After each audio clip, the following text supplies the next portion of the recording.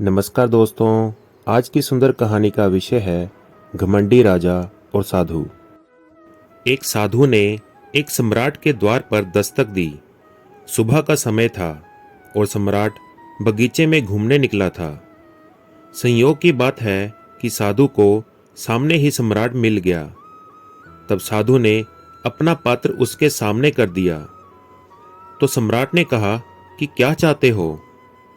तो साधु ने कहा कि कुछ भी दे दो, शर्त यही है कि मेरा पात्र पूरा भर जाए। मैं तो थक गया हूं, यह मेरा पात्र कभी भरता ही नहीं। ये सुनकर सम्राट हंसने लगा और कहा कि तुम पागल मालूम होते हो। तो साधु ने कहा, पागल न होते तो साधु ही क्यों होते सम्राट? ये छोटा सा पात्र कभी भरता ही नहीं। फिर सम्राट ने अपने वजीर से कहा, लाओ इसे सोने की मोहरों से भर दो और इस साधु का मुंह सदा के लिए बंद कर दो। तब साधु ने कहा कि मैं फिर याद दिला दूं कि भरने की कोशिश अगर आप करते हैं तो शर्त यह है कि जब तक पात्र भरेगा नहीं मैं पीछे नहीं हटाऊंगा। तो सम्राट ने घमंड से कहा, तू घबरा मत, इसे हम सोने से भर देंगे, हीरे जवाहरातों से भर देंगे। लेकिन जल्द ही सम्राट को अपनी भूल समझ में आ गई। जब सोने की मोहरें डाली गईं और वे गुम हो गईं, हीरे डाले गए और वे भी खो गए। लेकिन सम्राट भी जिद्दी था और फिर वे साधु से हार माने, यह भी तो उसे जचता नहीं था। इसलिए अपनी राजधानी में सूचना पहुंचाई। सूचना सुनकर हजारों लोग इकट्ठा हो गए। सम्राट अपना खजाना खाली करता चला गया। उसने कहा कि आज दांव पर लग जाना है, सब डुबा दूंगा, मगर उसका पात्र भरकर ही रहूंगा। शाम हो गई, सूरज ढलने लगा।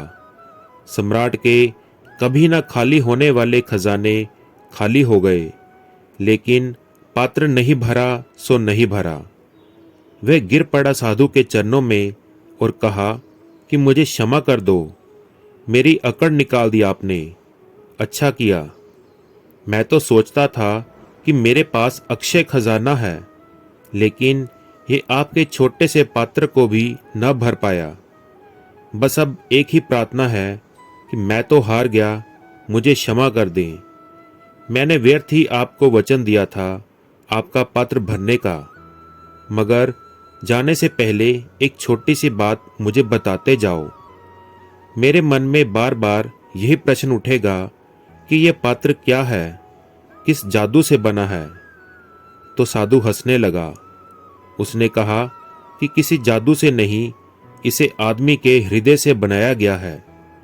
न आदमी का हृदय कभी भरता है और न ही यह पात्र भरता है। इस जिंदगी में कोई और चीज तुम्हें छका नहीं सकेगी।